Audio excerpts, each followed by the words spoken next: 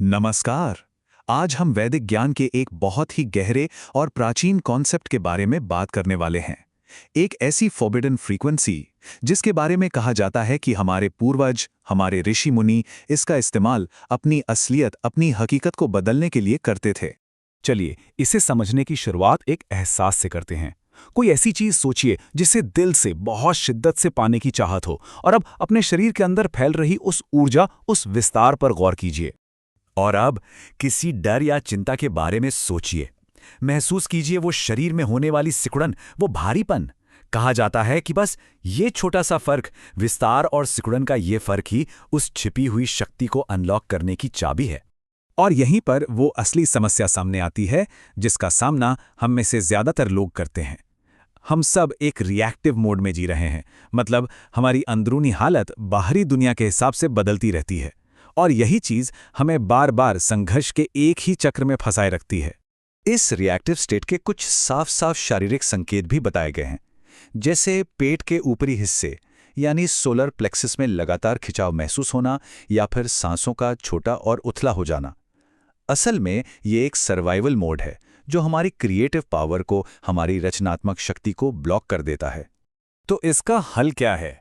हल है उसे एक्टिवेट करना, जिसे फॉरबिडन एंसेस्ट्रल फ्रीक्वेंसी कहा गया है। ये एक अंदरूनी वाइब्रेशनल कोड है जिसे हमारे पूर्वज, हमारे ऋषि बहुत अच्छी तरह समझते थे। और नहीं, ये कोई जादू टोना नहीं है। इसे एक बहुत ही सटीक मैकेनिज्म बताया गया है जो हमारे ईगो, हमारे अहंकार को शांत करता है और हमें एक सचेत रचनाकार, एक कॉन्शियस क्रिएटर की स्थिति से जोड़ता है। ये एक प्राचीन सिद्धांत है जिसका मतलब है जो कुछ भी हमारे भीतर है वही पूरे ब्रह्मांड में भी मौजूद है। हमारा शरीर सिर्फ एक रिसीवर नहीं है जो बाहर से सिग्नल लेता है, बल्कि ये एक बहुत शक्तिशाली ट्रांसमीटर भी है जो सिग्नल बाहर भेजता है। अच्छा, तो चलिए अब इसकी मैकेनिज्म को समझते हैं। ये प्राचीन ज्ञान आज की बायोलॉजी की मॉडर्न समझ से कैसे जुड़ता है, ये देखते हैं। पॉलीवेगल थ्योरी के मुताबिक हमारे शरीर में एक वेगस नर्व होती है जो बहुत ज़रूरी है। जब यह नस सुरक्षा महसूस करती है तो हमारा शरीर एक ऐसी फ्रीक्वेंसी छोड़ता है जो अच्छी चीज़ों को अपनी तरफ खींचती है, और जब यह खतरा महसूस करती है तो ये और ज़्यादा मुसीबतों को आकर्षित करती है। इतना ही नहीं, साइंस ने यह भी दिखाया है कि हमारा दिल एक बहुत शक्तिशाली इलेक्ट्रोमैग्नेटिक फील्ड बनाता है। ये हमारे दिमाग की फील्ड से कहीं ज्यादा बड़ी और शक्तिशाली होती है, और ये लगातार हमारी अंदरूनी हालत को पूरे ब्रह्मांड में ब्रॉडकास्ट करती रहती है। तो सवाल ये है कि इस फ्रीक्वेंसी को एक्टिवेट कैसे किया जाए। इसके लिए एक बहुत साफ 2 हिस्सों वाला प्रोटोकॉल दिया गया है। पहला स्टेप है एक खास तरह की ब्रीदिंग एक्सरसाइज जिसे न्यूरोलॉजिकल रीप्रोग्रामिंग कहते हैं। ये सीधे वेगस नर्व को एक्टिवेट करने के लिए बनाई गई है। ये हमारे दिमाग के सबसे पुराने हिस्से को गहरी सुरक्षा का सिग्नल भेजती है और सर्वाइवल मोड को शांत करती है। और इसके बाद आता है दूसरा स्टेप। इसमें सचेत स्पर्श यानी कॉन्शियस टच का इस्तेमाल करके इस नई फ्रीक्वेंसी को शरीर के 3 खास एनर्जी सेंटर्स में मजबूती से स्थापित किया जाता है। इससे हर पॉइंट पर जमा हुआ पुराना तनाव रिलीज होता है। तो ये तीनों पॉइंट्स एक तरह से शरीर का कंपास बन जाते हैं। जब किसी को सच्ची इंट्यूशन या अंतर्ज्ञान होता है तो इन तीनों जगहों पर एक हल्का फैलाव महसूस होता है, और जब कोई डर या रिएक्टिव आवेग उठता है तो तुरंत एक सिकुड़न महसूस होती है। इस तकनीक के नतीजों को समझाने के लिए एक 50 साल के बिजनेस ओनर मीरा की कहानी बताई गई है। सिर्फ 6 हफ्ते इस प्रोटोकॉल को प्रैक्टिस करने के बाद उनके बिजनेस में कमाल का बदलाव आया। उनका रेवेन्यू, उनकी कमाई 3 गुना हो गई।